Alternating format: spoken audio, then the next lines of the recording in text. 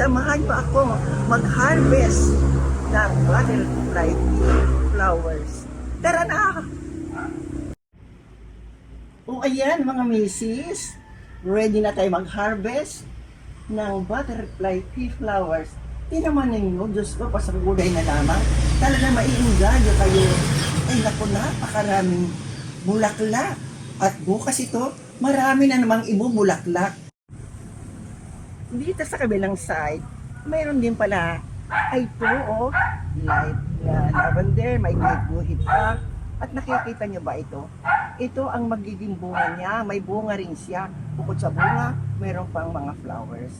Alam nyo ba, ito ay ginagamit din tsaa at kinukuha din ito at very beneficial ito sa mga chef kasi ginagawan ng garnish sa kanilang mga nilulutong mga recipes.